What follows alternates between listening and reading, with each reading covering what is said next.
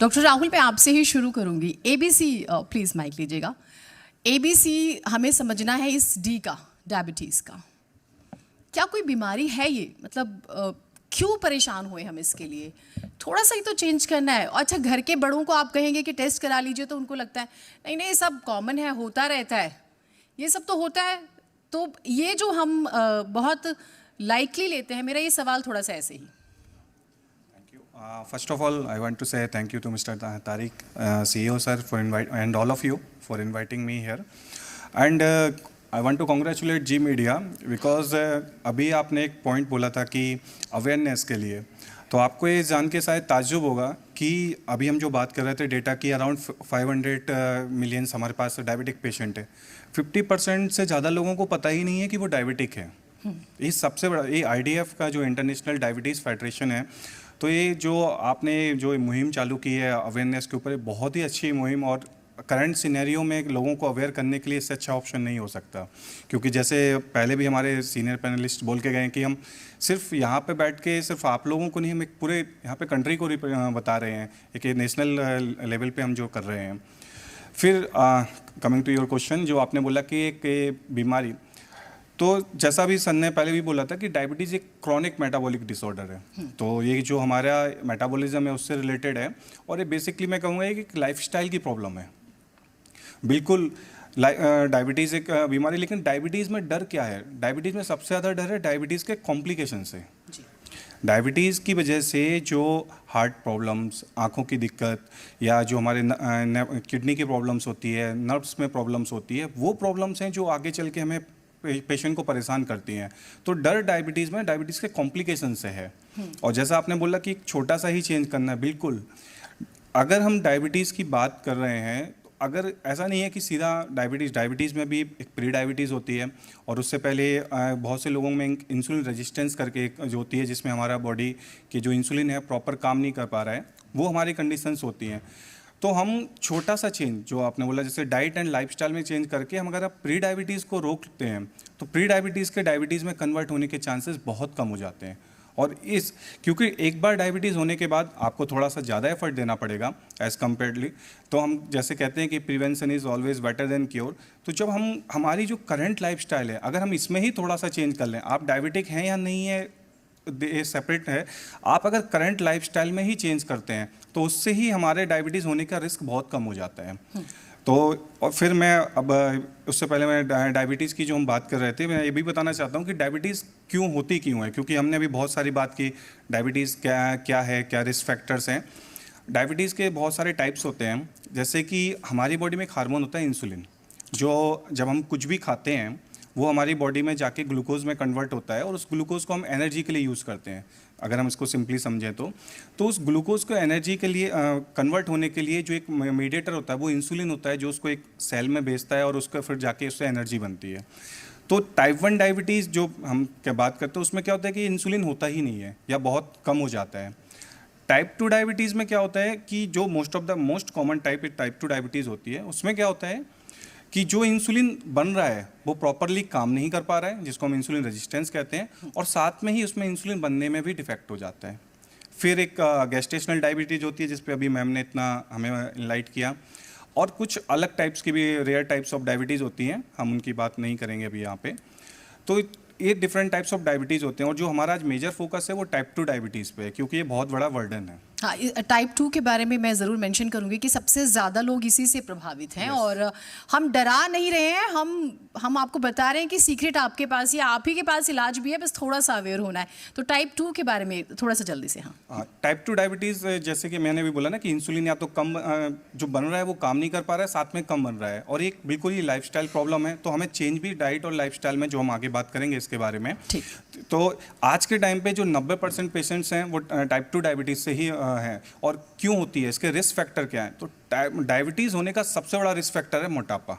या तो overweight patient हैं या जो ओवीज हैं, और आप यकीन मानिए 60 to 70% डायबिटिक पेशेंट कहीं ना कहीं ओवरवेट ओवीज होते हैं। फिर अदर रिस्क फैक्टर्स में साथ में आते हैं कि अगर आपकी फैमिली हिस्ट्री में किसी को डायबिटीज़ रही है, जैसे अगर आपको गेस्टेशनल डायबिटीज़ की हिस्ट्री है, अगर आपको कोई कार्डियक प्रॉब्लम या आपको हाइपरटेंशन, हाई बीपी की प्रॉब्लम है, एक साथ में एज फैक्टर, जैसे कि आज के टाइम पे हम कहते हैं कि 35 की एज के बाद आपको स्क्रीनिंग करवाना, टेस्ट करवाने चाहिए डायबिटीज़ स्क्रीनिंग के लिए।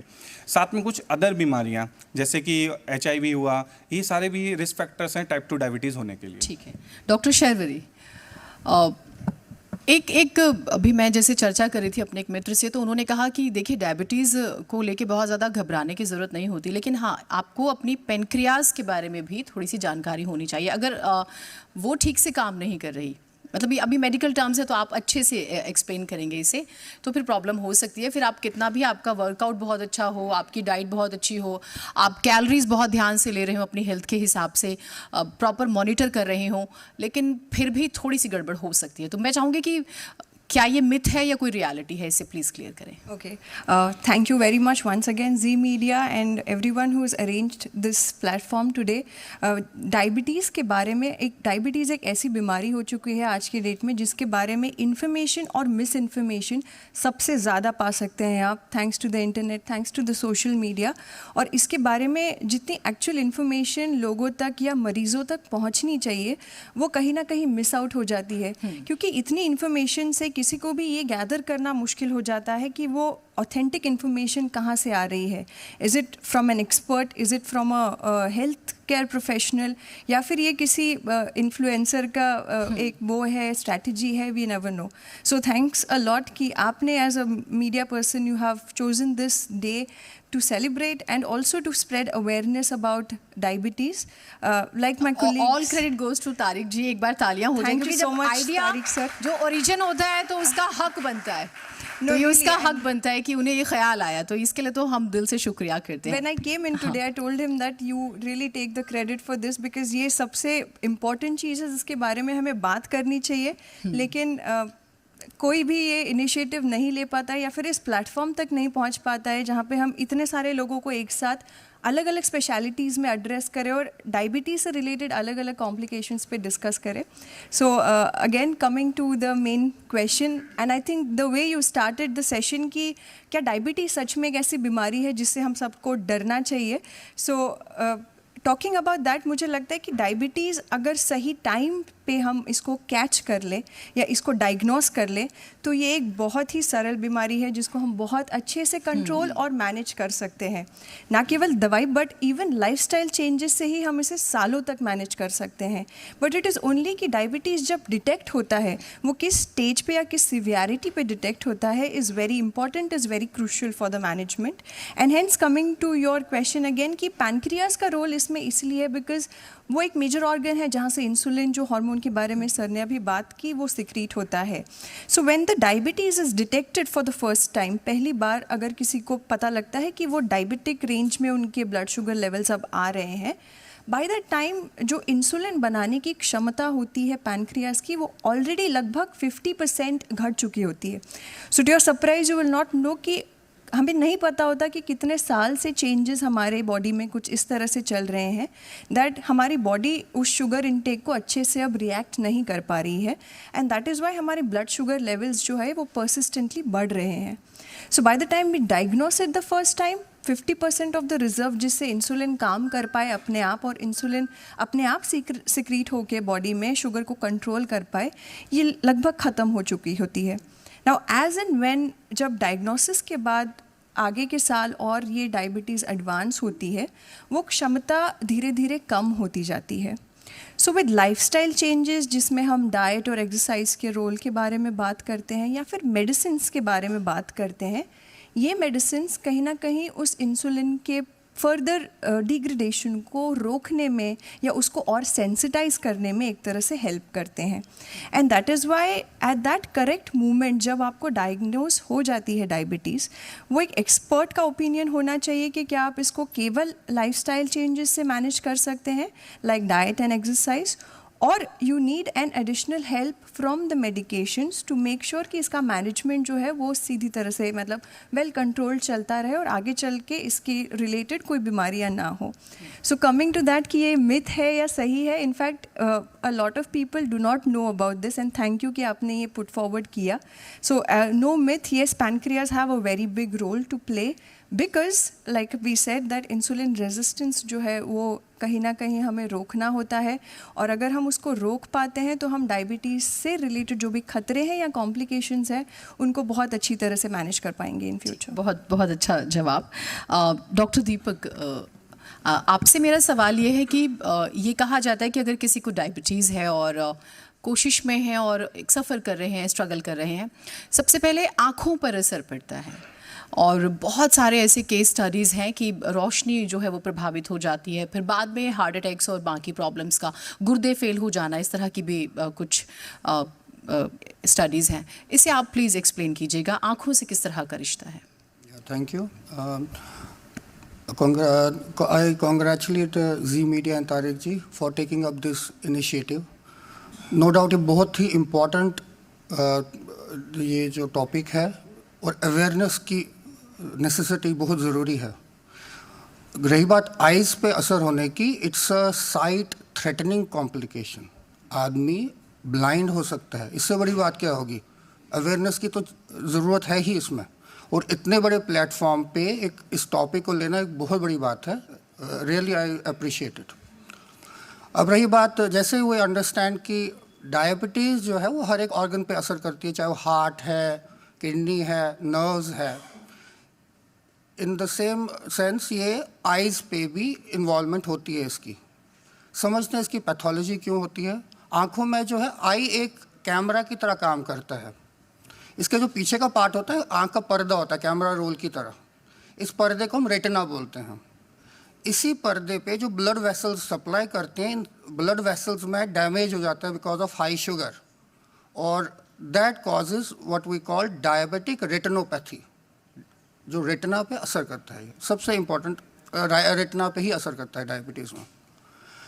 बिकॉज ये जो ब्लड वेसल्स डैमेज हो जाती हैं हाई शुगर से, इनमें फ्लूइड लीक आउट होता है, ब्लड लीक आउट होता है, कोलेस्ट्रॉल लीक आउट होता है, और हमारे रेटिना पे धब्बे आ जाते हैं, और विजन में इस पर असर पड़ता है। पेशेंट को विजन में धब्बे नज़र आ सकते हैं, लाइनें टेढ़ी मेढ़ी नज़र आ सकती हैं। तो ये सिम्टम्स है डायबिटिक रेटिनोपैथी के। इसके लिए आपको डॉक्टर के पास जाना होगा, और सबसे पहले मैं अपने मरीज़ को बोलता हूँ कि आपको अगर डायबिटीज़ है तो हर ईयर में एक बार आपको चेकअप करना बहुत ही ज़रूरी है।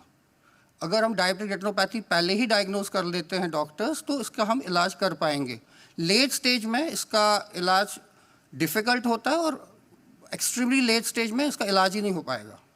तो इस बहुत इंपॉर्टेंट है कि हम अर्ली स्टेज में ही अगर आपको पता है कि आप डायबिटिक हैं, आपको अवेयरनेस है ये, तो आप प्लीज़ आई स्पेशलिस्ट को भी एक बेसलाइन एग्जामिनेशन करवाएं, और फिर ईयरली एग्जामिनेशन ज़रूर करवाएं। आई स्पेशलिस्ट आपकी आंखों में ड्रॉप्स डालेंगे, डायलेटिंग ड्रॉप्स होते हैं, जिससे पुतली फैल जाती है। वंस हमारी पुतली फैल गई तो हम एक डिटेल्ड चेकअप कर पाते हैं, उसको हम फंडोस्कोपी बोलते हैं, कि रेटिना में कोई डायबिटिक रेटिनोपैथी के कोई सिम्टम्स तो नहीं दिख रहे हैं, हमारे को साइंस तो नहीं दिख रहे हैं इसमें। अब अगर अब डायबिटिक रेटिनोपैथी डेवलप हो चुकी है तो हम फिर इलाज की तरफ चलते हैं। अगर ये अर्ली स्टेज है, इसे हम प्री प्रोलिफरेटिव डायबिटिक रेटिनोपैथी कहते हैं, which is a early stage of. इसमें आपको रेटिना में केवल खून के धब्बे होंगे, कोलेस्ट्रॉल के धब्बे होंगे। तो इस स्टेज में अगर ये विजन को ज़्यादा इफेक्ट नहीं करता है, तो हम सिर्फ पेशेंट को बोलते हैं कि आप अपना शुगर अच्छे से कंट्रोल करें। जितना आप अच्छे से कंट्रोल करेंगे, रेटिनोपैथी थोड़ा बहुत रिवर्स भी हो सकती है। इस समय कोई इंटरवेंशन, एक्टिव इंटरवेंशन की ज़रूरत नहीं पड़ती है। स्टेज 2 पे अगर हम मिलते हैं, इसको हम बोलते हैं प्रोलिफरेटिव डायबिटिक रेटिनोपैथी। इसमें एक नई चीज़ हो जाती है, जो रेटिना है इसमें नई नसें डेवलप हो जाती हैं, इनको हम नियोवैस्कुलराइजेशन बोलते हैं। ये नई नसें जो बनती हैं ना रेटिना पे, ये नॉर्मल नहीं होती, ये भी अबनॉर्मल नसें होती हैं, और इनसे ब्लीडिंग हो सकती है। एक्सट्रीम केसेस में पूरी आँख की जो आई बॉल के अंदर ब्लीडिंग हो सकती है, जिसको विट्रस हैमरेज बोलते हैं। या फिर ये जो नसें हैं ये पूरे रेटिना को खींच सकती हैं, इसको हम रेटिनल डिटैचमेंट, ट्रैक्शनल रेटिनल डिटैचमेंट बोलते हैं। इस टाइप की कॉम्प्लिकेशन जब होती हैं तो it can be really site threatening. इस समय हमको एक्टिव इंटरवेंशन करना पड़ता है, सर्जरी करनी पड़ सकती है। तो take away message in short ये है कि जब अगर आपको पता है कि आप डायबिटिक हैं, फर्स्ट टाइम पता लगा, तो आप डेफिनेटली अपनी आइज़ का चेकअप करवाएं। अगर आपका डायग्नोसिस बहुत जल्दी होता है तो we can take care of it. Late stage में it can a lot of problems. ठीक। डॉक्टर राहुल, मेरा एक सवाल है आपसे। कोविड के बाद थोड़े से हम भारत में, ख़ास तौर से भारत के लोगों में होता है कि वो जुगाड़, या ठीक है हम ये कर लेते हैं तो शायद इसका इलाज ये हो जाएगा। लेकिन कोविड के बाद हार्ट अटैक्स के मामलों को लेकर बहुत सारी, भाई हम सोशल मीडिया के युग में हैं, दोनों चीज़ें हैं, अच्छी भी बुरी भी। डर ज़्यादा बेचा जाता है। अफसोस की बात यह है कि वो बड़ा आराम से पहुंचता है लोगों तक। तो डायबिटीज़ का कोविड के बाद कोई रिश्ता है? किसी ऐसे व्यक्ति को जिसे कोविड हो गया तो वो ज़्यादा प्रभावित हो सकता है, कोई रिलेशन आप देख पाते हो? बिल्कुल, डेफिनेटली कोविड और डायबिटीज़ का रिलेशन है। और इनफैक्ट कोविड टाइम में हमने देखा कि जिन लोगों को पहले से डायबिटीज़ थी उनमें कोविड ज़्यादा सीवियर हुआ था, उनमें इनफैक्ट उनमें डेथ होने के चांसेस और कोविड की सीवियरिटी वो ज़्यादा थी। ये हमने कोविड टाइम पे, इसमें बहुत सारे हमारे पास डेटा है, स्टडीज़ हैं जिन्होंने क्लियर कट प्रूवन किया है। और कोविड, जिनको पहले कभी डायबिटीज़ नहीं थी लेकिन कोविड होने के बाद उनमें डायबिटीज़ का चांस बढ़ा है। तो दोनों तरफ से, जिनको पहले से थी उनमें कोविड होने का चांसेस और कोविड ज़्यादा सीवियर होने का चांसेस था, और जिनको डायबिटीज़ नहीं थी तो कोविड के बाद उनमें डायबिटीज़ होने का चांसेस बढ़ा है। तो इससे हमारे डेफिनेटली दोनों तरफ पे चला है। लेकिन साथ साथ कोविड से एक चीज़ और है कि लोगों में एक अवेयरनेस भी काफ़ी बनी है हमारे यहाँ पे। पहले जो लोग हमें, जैसे अभी सारे ही बात ही अवेयरनेस के रिगार्डिंग है, तो पहली जो हमारे यहाँ पे लोग थे जो कभी ये नहीं करते कि कुछ टेस्ट करवाना चाहिए या एक एज के अकॉर्डिंगली स्क्रीनिंग करवाना चाहिए। कोविड के बाद वो काफ़ी चेंजेस आए हैं। आज हमारे पास बहुत सारे लोग आते हैं जस्ट एक अपना रूटीन टेस्ट करवा के कि हमने ये जस्ट रूटीन टेस्ट करवाए हैं, आप देखिए इनमें कुछ प्रॉब्लम है क्या। तो एक उससे हमारे लोगों में एक अवेयरनेस भी बढ़ी है, तो एक काफ़ी फ़र्क आया है। और नॉट ओनली डायबिटीज़, काफ़ी अदर चीज़ों में भी कोविड की वजह से इफेक्ट आया है। इवन जैसे आपने बोला कि हार्ट अटैक के केसेस बढ़े हैं, तो कहीं ना कहीं कोविड की वजह से हार्ट में भी चेंजेस आए हैं, जिसकी वजह से फॉलो ऑन इवन अभी भी हमें वो देखने को मिलता है कि वो कुछ इतने सालों के बाद भी उसका असर अभी भी चल रहा है। तो दोनों तरफ से है इसमें। तो जिन्हें कोविड हुआ और अलग अलग स्टेज थी उसकी, बहुत ज़्यादा घबराने की बात नहीं, और हम सिर्फ अवेयरनेस फैलाने की कोशिश कर रहे हैं, तो उन्हें क्या विशेष ध्यान रखना चाहिए अपने लिए? कोविड हुआ या नहीं हुआ, डायबिटीज़ रोकने का सबसे बेस्ट तरीका आपकी लाइफस्टाइल से ही है। सारी कहानी आपकी लाइफस्टाइल से ही जुड़ी है। आपको अपने डाइट में, जैसे भी हमने पहले भी डिस्कस किया है कि हम इंडियंस में सबसे बड़ी चीज़ है कार्बोहाइड्रेट। हमारी डाइट, चाहे आप ईस्ट वेस्ट नॉर्थ साउथ कहीं चले जाइए, हर इंडियंस की डाइट में मेजर चंक जो है वो कार्बोहाइड्रेट का है। हमारी डाइट में आप मानिए 60-70% तक जो हमारी प्लेट होती है वो कार्बोहाइड्रेट रिच है, कार्बोहाइड्रेट से भरी, और हमारे में प्रोटीन बहुत कम होता है। ये जो फैक्टर्स हैं ना, ये हमारे डायबिटीज़ के रिस्क को ज़्यादा बढ़ाते हैं। वेस्टर्न कंट्रीज़ के कंपेयर इंडियंस में डायबिटीज़ ज़्यादा भी होती है और अर्ली एज पे उसमें। और पहले जैसे एक मिथ होता है कि डायबिटीज़ सिर्फ ओबीस लोगों में होती है, ऐसा नहीं है, डायबिटीज़ पतले लोगों में भी होती है। और हमारे, क्योंकि एक हम सिर्फ जो बाहर से देखते हैं जिनको ओबीस, हम जिनको फैट देखते हैं, सिर्फ वो फैट नहीं है, हमारे अंदर विसरल फैट भी होती है, जो हमारा रिस्क बढ़ाती है। तो उसको प्रिवेंशन के लिए, इसीलिए हमें अपनी जो डाइट है ना, हमें अपने कार्बोहाइड्रेट इनटेक को कम करना चाहिए अप्रॉक्सीमेटली 50-55% पे, और हमें साथ ही साथ अपने प्रोटीन इनटेक को बढ़ाना चाहिए। फैट इनटेक ओवरऑल हम 25-30% हम, जैसे जब एक पेशेंट को एडवाइस देते हैं तो हम कहते हैं कि आप ये वाली चीज़ें मत खाइए और इनका इनटेक बढ़ाइए। दूसरा पॉइंट डाइट, एक्सरसाइज का। जैसे अभी सर ने बताया था कि आपको वीकली जो 150 मिनट्स एक्सरसाइज का बोला है। अगर आप मुझसे पूछें कि बेस्ट एक्सरसाइज क्या है, तो there is no best exercise. जो आपको सूट करे, जो आप का करने का मन हो, जिसको आप कंटिन्यू कर सकें, वो एक्सरसाइज आपके लिए बेस्ट है। आपको अगर ब्रिस्क वॉकिंग पसंद है, आपको अगर डांसिंग पसंद है, जॉगिंग, रनिंग, व्हाटएवर जो आपको पसंद है, लेकिन बस वो कंटिन्यूटी बनी रहे। जस्ट मूवमेंट बहुत ज़रूरी है, because your health is your actual wealth. तो ये बड़ी अच्छी बात है। डॉक्टर शर्वरी, एक सवाल वो ये कि क्या डायबिटीज़ लाइलाज है? मतलब ख़त्म नहीं हो सकती, हम उसको कभी वो हमें परेशान करेगी, हम बेहतर लाइफस्टाइल और इन चीज़ों से ठीक है अपने आप को लड़ेंगे, तैयार रहेंगे, ठीक कर लेंगे, लेकिन वो कभी ख़त्म नहीं होगी, ऐसा है क्या? ओके, बहुत ब्रॉड क्वेश्चन है और मुझे लगता है इस पे पूरा दिन हम बिता सकते हैं on discussing if it is really, जो रिवर्सल प्रोग्राम्स के बारे में आजकल बहुत चर्चा चल रही है। But I will be very crisp and brief about this. Diabetes एक ऐसी बीमारी है, चाहे वो किसी भी टाइप की डायबिटीज़ हो, कि वो एक तरह से आपके इंसुलिन बनाने की क्षमता को जो है वो कम कर देती है। जो नेचुरली इंसुलिन हमारे बॉडी में प्रोड्यूस होता है वो उसको कम कर देती है, या जैसे सर ने मेंशन किया टाइप 1 में इंसुलिन हमारे शरीर में बनता नहीं है। और जैसे ही डायबिटीज़ जब डिटेक्ट होती है और वो जितनी पुरानी होती जाती है, दिस टेंडेंसी और this capacity of the body to maintain blood sugars घटती रहती है। सो अगर हम इसका इलाज नहीं करेंगे या किसी भी तौर पे इसको सीरियसली नहीं लेंगे, ये हमारे शरीर को नुकसान पहुंचाने लगेगी।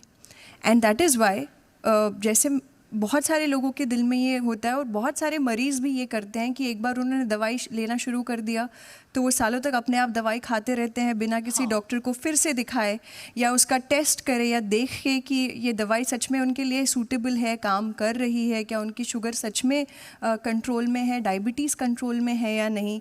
और कई सारे मरीज़ ऐसे भी हैं जो कुछ टाइम खाकर छोड़ देते हैं अपने आप, ये सोच कर, ये अज्यूम करके कि हमारी शुगर तो ठीक हो गई है। और इसीलिए इसके बारे में जो भी सारी वहम है कि हाँ हमने तो डायबिटीज़ ठीक कर लिया, हमारे डायबिटीज़ तो ठीक हो गई है, लेकिन इन मरीज़ों में हमने सबसे ज़्यादा जो इंसिडेंस ऑफ कॉम्प्लिकेशंस जिसको हम बोलते हैं, माने जिसमें डायबिटीज़ रिलेटेड, किडनी रिलेटेड बीमारियाँ आ जाती है या फिर हार्ट अटैक्स होते हैं या फिर स्ट्रोक या पैरालिसिस हो सकता है, ये सबसे ज़्यादा पाई जाती है।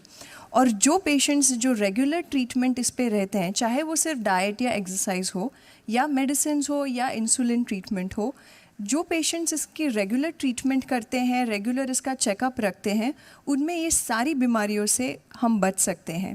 And that is Y diabetes जो है ये पूरी तरह से इस तरह से ठीक हो सकती है कि आप इसका ध्यान अच्छे से रखें, आप दवाइयाँ टाइम से लेते रहे, आप आपका लाइफस्टाइल बना के रखें और टाइम टू टाइम इसके मैनेजमेंट के लिए इसकी टेस्टिंग करते रहे, तो ये बीमारी आपको कोई नुकसान नहीं पहुंचाएगी।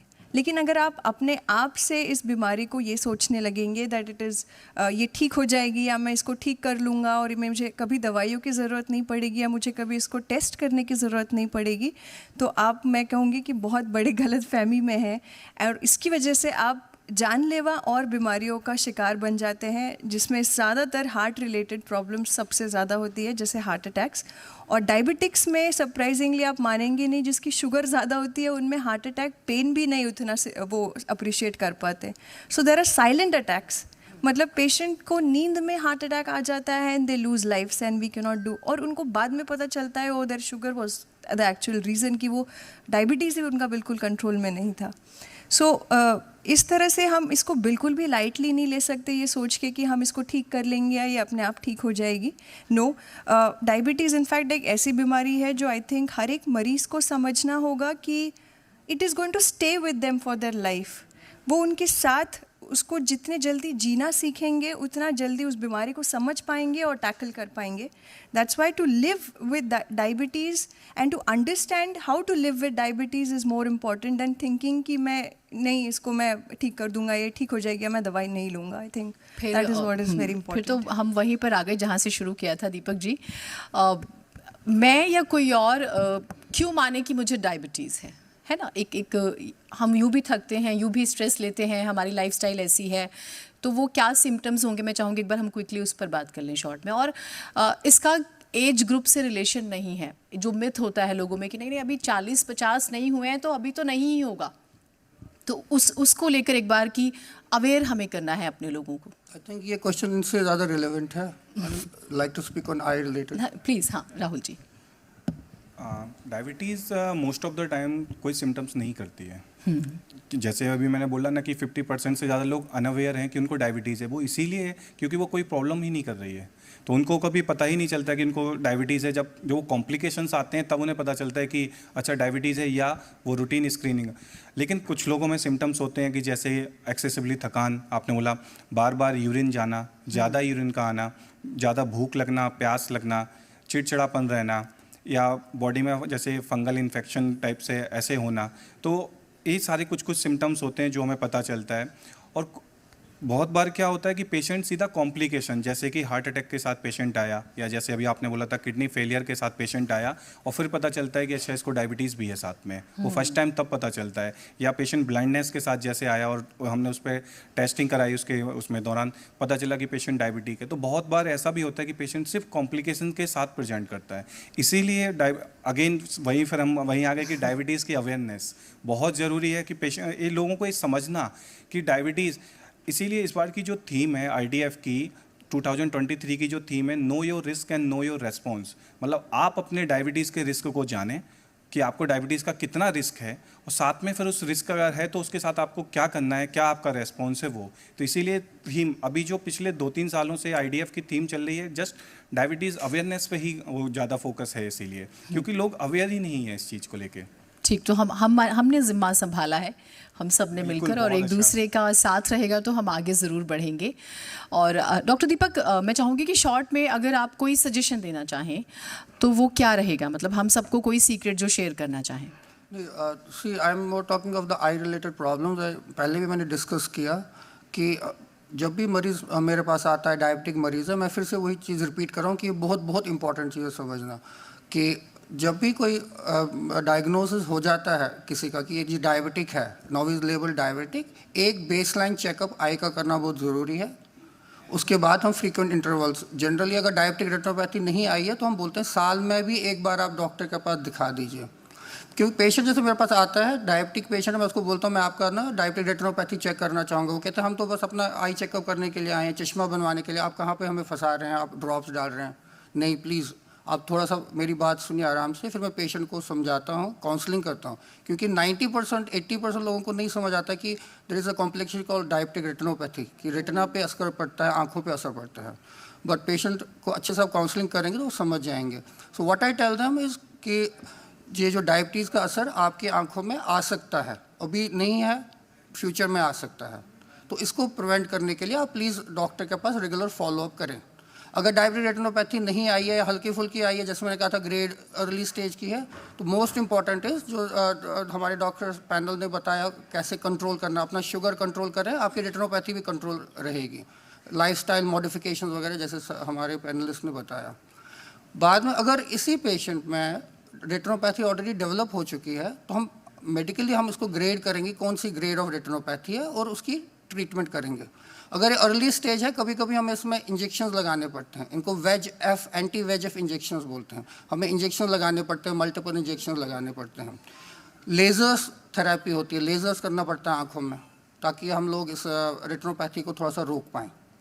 और जैसे मैंने कहा था कि जो लास्ट स्टेज भी होती है रेटिनोपैथी की, जिसमें मैंने कहा था विट्रस हैमरेज, रेटिनल डिटैचमेंट, उन केसेस में हमें मेजर सर्जरी भी करनी पड़ सकती है। इसको पार्स प्लेना विट्रेक्टमी सर्जरी बोलते हैं। हमारे पास एक सवाल आने वाला है, ये अच्छी बात है। अपना शुभ नाम बताइए और अपना सवाल बताइएगा। मेरा नाम राजगोपाल है। I have a question with the esteemed panelist. Layman के लिए सवाल है। मैं एक डायबिटिक पेशेंट हूँ। मैं डॉक्टर साहब आपके पास आया, आपने मुझे 3 गोलियाँ लिख के दी, भाई ये सुबह खा लीजिएगा, दोपहर खा लीजिएगा, शाम खा लीजिएगा, लंच के साथ, डिनर के साथ। सवाल ये है कि क्या मैं उसके साथ मीठा खा सकता हूँ? क्योंकि मैं ये समझता हूँ कि भाई दवा खा ली तो मेरी दवाई ठीक हो गई, बीमारी ठीक हो गई। तो व्हाट काइंड ऑफ फूड, दूसरा सवाल सप्लीमेंट्री क्वेश्चन इसी के साथ है, कैलोरी कंट्रोल करनी है या मीठा कंट्रोल करना है? आपने बोला भाई 1500 कैलोरी खा लो, तो क्या मैं सिर्फ मीठा खा सकता हूँ? बहुत लेमैन मस्ट अंडरस्टैंड कि क्या है। Thank you so much. बिल्कुल, बहुत अच्छा सवाल है आपका। तो पहले क्वेश्चन का पहला पार्ट जो आपने बोला कि दवाई स्टार्ट करनी है तो क्या मैं मीठा खा सकता हूँ, तो हर किसी को ये पहले समझना होगा, डायबिटीज़ का इलाज सिर्फ दवाइयाँ नहीं है। आप अगर अपनी डाइट, एक्सरसाइज, मतलब कि आप अपनी लाइफस्टाइल को चेंज नहीं करेंगे, आप कोई सी भी दवाई ले लीजिए, डायबिटीज़ एक प्रोग्रेसिव डिजीज़ है। आज आपको जो टैबलेट, इंजेक्शन या जो भी आप जिस फॉर्म में भी ले रहे हैं, वो जो असर कर रहा है, हो सकता है वो कल असर ना करे, क्योंकि आज जिस लेवल पे आपका रेस्पॉन्स आ रहा था, आप ऐसे समझिए, हो सकता है आपकी बीमारी उससे आगे बढ़ जाए और कल वो रेस्पॉन्स ना करे। तो पहला जो भी है, हम जब किसी भी पेशेंट को एडवाइस देते हैं, वी एज ए डायबिटोलॉजिस्ट और एंडोक्राइनोलॉजिस्ट, हमारा पहला चीज़ होता है कि आपको डाइट एंड एक्सरसाइज तो करनी ही करनी है, क्योंकि अभी जैसे हमने यहाँ पे बहुत देर से हमने बात की है कि बहुत सारी डायबिटीज़, खास करके जो स्टार्टिंग में डायबिटीज़ होती है इनिशियली, हम सिर्फ और सिर्फ डाइट एंड लाइफस्टाइल चेंज से मैनेज कर सकते हैं विदाउट एनी मेडिकेशंस। तो इसलिए ये बिल्कुल नहीं पॉसिबल है कि आप दवाई खाने के साथ साथ फिर आपको जितना मन किया उतना मीठा खा लिया, ऐसा नहीं होता है। आपको ओवरऑल बैलेंस बनाना पड़ेगा। जो आपका सेकंड क्वेश्चन है कि कैलोरी काउंट करना है कि मीठा, नहीं, मीठा काउंट नहीं करना है। मैंने अभी पहले भी बोला था, डाइट क्या है, एक बैलेंस है। कोई डाइट किसी के लिए एक हर किसी के लिए हम एक सिंपल डाइट नहीं देते हैं कि आपको बस ये खाना है। वो एक इंडिविजुअलाइज्ड होती है। आपके क्या, आपके मतलब क्या काम करते हैं आप, आपका एज क्या है, साथ में कोमॉर्बिडिटीज़ क्या है, आपको मतलब कि कोई लीवर प्रॉब्लम है, कोई किडनी प्रॉब्लम है, उसके अकॉर्डिंग डाइट आपके लिए प्लान की जाती है। और डाइट में सिर्फ मीठा मतलब बेसिकली आप कार्बोहाइड्रेट से कहना चाहते हैं, ऐसा नहीं होता है। डाइट एक बैलेंस है। जो हमारे 3 मैक्रोन्यूट्रिएंट्स होते हैं जो हमारी बॉडी में चाहिए, वो होते हैं कार्बोहाइड्रेट, प्रोटीन एंड फैट। तो इन तीनों का बैलेंस बना के एक डाइट दी जाती है आपको, जिसमें लगभग, जैसे मैंने पहले भी बोला था, 50 to 55% कार्बोहाइड्रेट्स होते हैं, फिर 25% के around protein and remaining fat. क्योंकि तीनों ही बॉडी में चाहिए। प्रोटीन चाहिए आपकी प्रोटीन जैसे मसल सिंथेसिस के लिए, आपके स्टेमिना, इन सारी चीज़ों के लिए। फैट का भी बॉडी में बहुत जगह यूज़ है आपको, वो भी एक एनर्जी है और आपके एसेंशियल फंक्शन के लिए। सिमिलरली कार्बोहाइड्रेट, तो आप सिर्फ मीठा खा के नहीं रह सकते, आपको एक प्रॉपर डाइट चाहिए। और उसीलिए हम वर्ड यूज करते हैं बैलेंस डाइट। हम ये नहीं कहते कि आप एक खाना 0% कर दीजिए और एक खाना आप 100% रखिए। आपको हम जब भी डॉक्टर से एक एडवाइस करता है डाइट के लिए ना, वो हमेशा ये बोलते हैं कि आपको बैलेंस रखना है। सपोज दैट, जस्ट एक एग्जांपल जो हम आगे बात करेंगे मैनेजमेंट में, कि मैंने आपको 2 रोटी एडवाइस की हुई हैं और आपको मन होता है आज चावल खाना है, तो मैं ये नहीं कहूँगा कि आप 2 रोटी के साथ चावल लीजिए। मैं कहूँगा फूड एक्सचेंज, जो पहले हमारे सीनियर पैनलिस्ट है वो बता रहे थे कि आप 1 रोटी की जगह 1 कटोरी चावल ले लीजिए। अल्टीमेटली आपने बैलेंस बना के रखा और आपका मन जो चावल खाने का था वो भी पूरा हो गया। तो balance diet is the most important thing. अब इससे पहले पैनल में एक बड़ी अच्छी बात आई थी, मोहसिन वली साहब ने कही थी कि अर्न योर मील। तो अपनी हेल्थ को ठीक करके अपने मील को अर्न कीजिए, और जीने के लिए खाना है, खाने के लिए नहीं जीना है। ये बहुत ध्यान रखना होगा। हाँ please. To add to that कि सिर्फ मीठा प्रॉब्लम नहीं है sir, the problem is processed food. So any form of processed food, either it be refined sugar और फ्लावर, मैदा, ये सारी चीज़ें हमारे लिए हानिकारक है। और ये विद सालों से अब जब हम इस पर स्टडीज़ कर रहे हैं तो हमें पता लग रहा है कि नॉट जस्ट शुगर बट बाकी बीमारियाँ भी इससे आप बहुत जल्दी कैच कर सकते हैं। So our focus should be not just on sugar कि आप मीठा खा सकते हैं, यानी प्रॉब्ली इन मॉडरेशन आप हर एक चीज़ खा सकते हैं। If your sugar is very well controlled, you are most welcome to it everything that you want. That is the doctor Sharbari ने बहुत अच्छी बात कही थी कि ये ऐसे टॉपिक है जिस पे हम पूरे दिन बात कर सकते हैं, लेकिन हाँ जल्दी से शॉर्ट में, समय की थोड़ी सी बंदिश है। हाँ, एक लास्ट, जैसे अभी मैम ने जो बोला उसी के एड ऑन में, बहुत सारे पेशेंट जब हम ट्रीटमेंट स्टार्ट करते हैं उनकी डायबिटीज़ कंट्रोल होती है, और फिर जो आपने भी बात बोली, थोड़े दिन बाद हम देखते हैं कि वो बिगड़ने लगती है। फिर हमने जब हम इंक्वायरी करते हैं कि क्यों ऐसा हुआ, तो पता चलता है चाय के साथ वो नमकीन ले रहे हैं। एक 10 रुपए के नमकीन का जो पैकेट आता है, वो आप उसको एक बार पीछे पलट के देखिए। मैं एक बात ऐड करना चाहूँगा यहाँ पे, हमारे इंडियंस में एक बहुत बड़ी कमी है, हम फूड लेवल्स नहीं जानते हैं। हम किसी भी पैकेट, जो भी हम मार्केट में कोई भी चीज़ खरीदते हैं, कुछ भी लीजिए, हम कभी उसको पलट के उसके प्राइस तो देखते हैं, लेकिन उसमें ये नहीं देखते हैं कि उसमें फूड लेवलिंग का मतलब क्या होता है, कि उसमें कितना चीनी, शुगर एडेड है, कितना कार्बोहाइड्रेट है, उसमें ट्रांस फैट है कि नहीं। ये हमारे यहाँ लेवल पे बहुत बड़ी कमी है कि हम नहीं जानते। तो मुझे ऐसे पेशेंट अक्सर आते हैं कि हम तो नमकीन खा रहे हैं, नमकीन से थोड़ी ना शुगर बढ़ती है। तो वही जो मैम ने बोला, ये सारा इट्स ऑल अबाउट कैलोरी। आप पूरे दिन में कितना ले रहे हैं, वो आप किस फॉर्म में ले रहे हैं, उससे मैटर नहीं करता। आप कितना कैलोरी ले रहे हैं, आप जो नमकीन ले रहे हैं वो एक कैलोरी डेंस फूड होते हैं, जो रिफाइंड ऑयल से बने हुए चीज़ें। तो हमें ओवरऑल बैलेंस करना है डाइट को। अगेन मैं वही बोलूँगा। डॉक्टर दीपक, राहुल जी और शर्बरी, आप तीनों का बहुत शुक्रिया। बहुत ही इंफॉर्मेशन से भरा हुआ ये एक पैनल रहा और चर्चा, बहुत बहुत शुक्रिया आप लोगों का। आप लोगों ने समय निकाला और आप लोग आए। ज़ोरदार तालियां हो जानी चाहिए।